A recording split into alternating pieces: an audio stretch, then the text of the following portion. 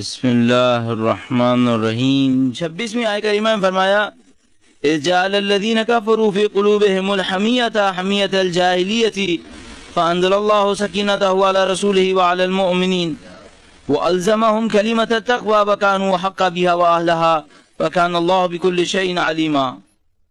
کل اس کا ترجمہ عرض ہوا تھا، دوبارہ عرض کرتا ہوں۔ اس وقت کو یاد کرو جب کافر اپنے دلوں میں جاہلیت کا غصہ رکھتے تھے، اس کے مقابلے میں خدا نے اپنے رسول اور مومنین پر وقار نازل کیا، ان کے لیے تقوی کو لازم قرار دے دیا، کیونکہ وہ ہر شخص سے زیادہ شائستہ، لائق اور اس کے حقدار تھے۔ خدا ہر چیز کو جانتا ہے۔ خدا نے مطالبہ فرماتا ہے کفر ایک سبب ہے اور اس سبب کا ایک مسبب ہے۔ کفر ایک علت ہے، اس کا ایک معلول ہے۔ جہاں کفر ہوگا وہاں جاہلیت ہوگی، اور جہاں جاہلیت ہوگی وہاں جاہلیت کا تعصب ہوگا۔ ایک نظام ہے کفر، جس طرح اسلام ایک نظام ہے، توحید ایک نظام ہے۔ جہاں توحید ہوگا وہاں تقوی اور پرہیزگاری ضرور ہوگی۔ خدا تعالیٰ نے ارشاد فرمایا ہم نے جن لوگوں نے کفر اختیار کیا تھا ان کے اندر جاہلیت قرار دے دی۔ کفر کا ایک تقاضا ہے، آپ کا تقاضا حرارت ہے، کفر کا ایک تقاضا ہے جاہلیت۔ فرمایا انہوں نے کفر کیا، انہوں نے جاہلیت کو دعوت دے دی۔ جاہلیت تعصب لے کر آتی ہے۔ خدا نے مطالبہ فرماتا ہے کفر کا نظام جاہلیت پر مبنی ہے، جاہلیت کے نتیجے میں تعصب ملے گا۔ یہ وہ چیز تھی جو کافروں کے حصے میں چلی گئی، ابھی بھی ایسا ہی ہے۔ یہ جتنا آپ اور میں پریشانیاں دیکھ رہے ہیں ان سوسائٹیز کے اندر، مشکلات دیکھ رہے ہیں مغربی ممالک کے اندر، یہ بلا سبب نہیں ہو سکتا۔ جب ہر چیز کے لیے سبب ہے تو یہ جو میں اور آپ امریکہ کے اندر گزشتہ 2 ہفتوں سے دیکھ رہے ہیں کہ ہر دوسرے دن کسی اسکول کے اندر فائرنگ کی جا رہی ہے، بچے بے گناہ قتل ہو رہے ہیں، کچھ نہ کچھ واقعات امریکی سوسائٹی میں ہو رہے ہیں، کیا یہ بلا سبب ہے؟ عجیب مشکل اس بات کی ہے کہ جو قوم اپنے آپ کو تہذیب اور تمدن کا سربراہ کہہ رہی ہے، اس کے تہذیب اور تمدن کا یہ عالم ہے کہ اس کا سینیٹر اس قسم کے اسکینڈلز کے اندر ملوث ہے۔ یہ تہذیب ہے، یہ وہ تمدن ہے جو امریکی ثقافت ہمیں دینا چاہ رہی ہے ہالی ووڈ کے ذریعے سے اور اپنے میڈیا کے ذریعے سے، اور ہماری قوم گداگروں کی طرح بھیک کے پیالے پھیلا پھیلا کر لینے کی کوشش کر رہے ہیں۔ یہ ثقافت ہے۔ یہ بات ہمیں کیوں سمجھ میں نہیں آ رہی کہ یہ کفر کی ثقافت ہے، کفر اور مادہ پرستی کی ثقافت، یہ جاہلیت ہے۔ ہم یہ سمجھ رہے ہیں کہ ہم مغربی ثقافت لے لیں گے، ان کی ہر چیز لے لیں گے، اور اس کے باوجود ہمارے بچے گمراہ نہیں ہوں گے۔ ہم وہ ساری باتیں لے لیں گے، ہمارا فیملی کا اسٹرکچر پھر بھی باقی رہے گا۔ اچھا، اس کے بعد اپنی آنکھوں سے علامتیں بھی دیکھ رہے ہیں۔ آپ کسی بھی ماں باپ سے گفتگو کر لیجئے جس کے گھر میں یہ مغربی ثقافت کی لہریں دوڑ رہی ہوں، تو اپنے بچوں سے معمولاً نالا نظر آئیں گے۔ بچے احترام نہیں کرتے ہیں، بچے خیال نہیں کرتے ہیں، بچے یہ نہیں، بچے وہ نہیں۔ اسے پوچھئے یہ اب کی بات نہیں ہے جو اب تم شکایت کر رہے ہو، یہ اس وقت کی بات ہے جب تم نے پہلی دفعہ بچوں کے ساتھ بیٹھ کر فحش فلمیں دیکھی تھیں۔ اس وقت تم نے شکایت کیوں نہیں کی تھی؟ جب پہلی دفعہ تمہارے بچے فحش کے اندر مبتلا ہو رہے تھے، تم آسانی سے دیکھتے ہوئے چلے گئے تھے، یہ سوچ کر کہ آج کی ماڈرنائزیشن کا تقاضا ہے، کوئی بات نہیں، ہونے دو۔ پھر اب شکایت کس بات کی ہے؟ جب پہلی دفعہ تمہارا بچہ تمہارے سامنے کھڑے ہو کر مغربی فنکاروں اور اداکاروں کی نقلیں اتار رہا تھا، تب تم خوش ہو کے تالیاں پیٹ رہے تھے۔ آج جب وہ تمہارے اوپر ہنستا مسکراتا گزر جاتا ہے تمہاری تکلیفوں کو دیکھ کر، اب تم پریشان ہو رہے ہو۔ اب کیوں پریشان ہو رہے ہو؟ یہ تو وہ قہری نتیجہ ہے جو اس دنیا کے اندر مکمل ہو رہا ہے، اب وہ یہاں پر ہوگا۔ جب ہم نے ان کو دعوت دے دی تو اس کی ایک ثقافت ہے، کفر کی ایک ثقافت ہے، وہ جاہلیت ہے۔ وہ جاہلیت آپ کے پاس آئے گی۔ اب آپ یہ کہیے میں کفر لوں گا، جاہلیت نہیں آئے گی، ایسا نہیں ہوگا۔ ساری دنیا میں اب آپ خود دیکھتے جائیے، اور آپ خود مجھ سے زیادہ میرے خیال میں اس مسئلے کو دیکھ رہے ہوں گے، پوری دنیا پر ایک ثقافت چھاتی چلی جا رہی ہے، ایک ثقافت چھا رہی ہے۔ یہ کس چیز کی ثقافت ہے؟ میں اس کو اپنی زبان میں جاہلیت، جدید دور کی جاہلیت کہتا ہوں۔ ہم سے پہلے والے سب لوگ کہتے آ رہے ہیں۔ سید قطب نے اصلا ایک کتاب لکھ دی، مصری عالم نے، 20ویں صدی کی جاہلیت۔ یہ ہے 20ویں صدی کی جاہلیت۔ رسول اللہ سے پہلے عرب کی جاہلیت کے اندر بچیوں کو دفن کر دیا کرتے تھے۔ آج کی 21ویں صدی کی جاہلیت کے اندر کلاس روم کے اندر کھڑے ہو کر سر کے اوپر نزدیک سے فائر کر دیتے ہیں۔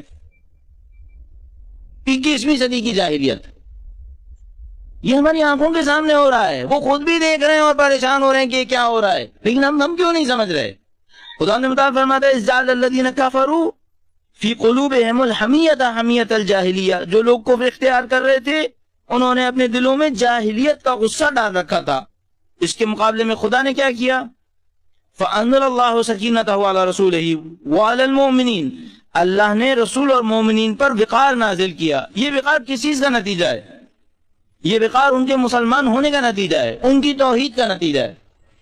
بس دنیا کے اندر دو ثقافتیں ملیں گی آپ کو، ایک وہ ثقافت ہوگی جس کی بنیاد خدا ہوگی، اس کی بنیاد توحید ہوگی، اور اس کے نتیجے میں تقویٰ ملے گا۔ اس تقویٰ کی مختلف نشانیاں ہوں گی۔ میں نے تو جتنا زیادہ ڈھونڈا، مجھے روایات کی روشنی میں اور گراؤنڈ ریئلٹیز کی روشنی میں تقویٰ کی نشانیوں میں ایک بہت بڑی نشانی حیا نظر آئی۔ روایات کے اندر بھی ہے کہ رسول گرامی نے ارشاد فرمایا کہ حیا اور ایمان دونوں ساتھ ساتھ رہیں گے۔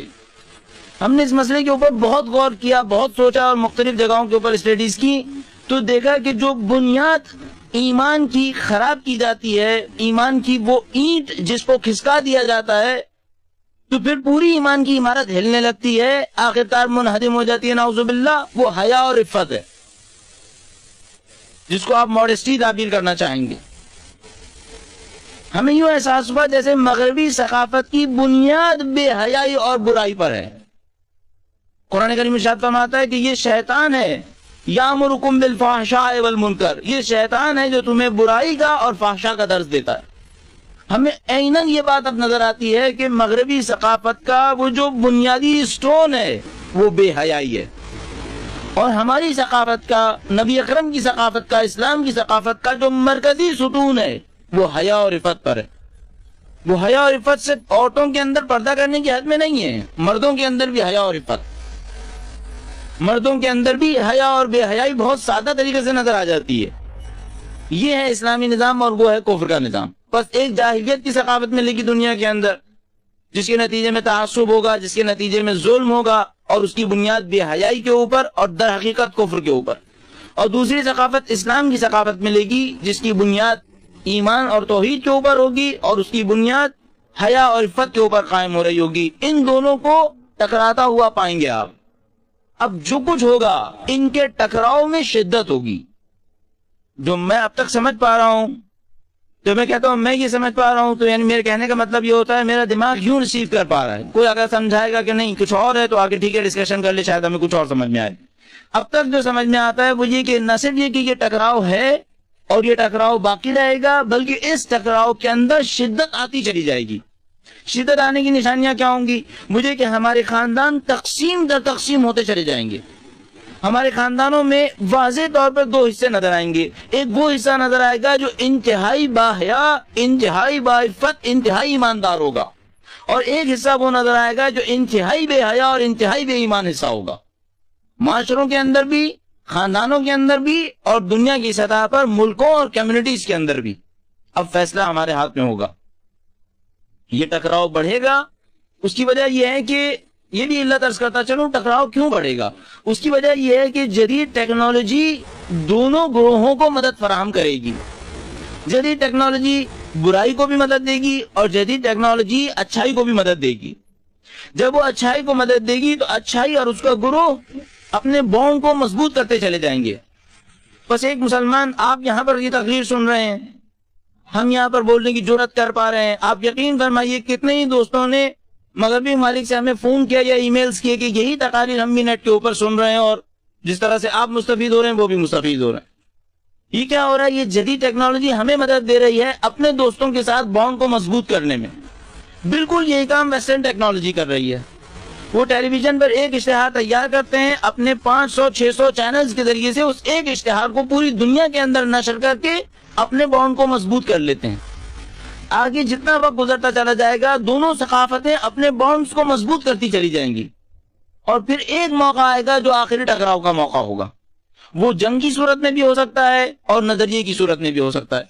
ہمارا اپنا یہ خیال ہے چھوٹے چھوٹے کلیشز جنگ کی صورت میں آتے رہیں گے، جو میں ایک کی طرف آپ کی خدمت پہ خاص کر اشارہ کر رہا ہوں کہ 2 سے 3 سال کے اندر ایک شدید ٹکراؤ ہمیں ان دو ثقافتوں کا دیکھنا پڑے گا۔ اور آخری ٹکراؤ پھر میں سمجھتا ہوں کہ امام علی مقام کی تشریف آوری کے اوپر ہوگا. درود بھیجیں محمد و آل محمد.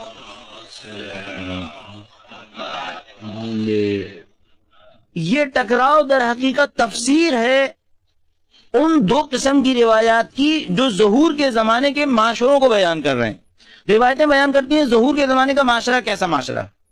ایک روایت کہتی ہے یملأ الارض قسطا وعدلا کما ملئت ظلما وجورا، وہ زمین کو عدل و انصاف سے بھر دیں گے جیسا کہ وہ ظلم و جور سے بھری بھی ہوگی.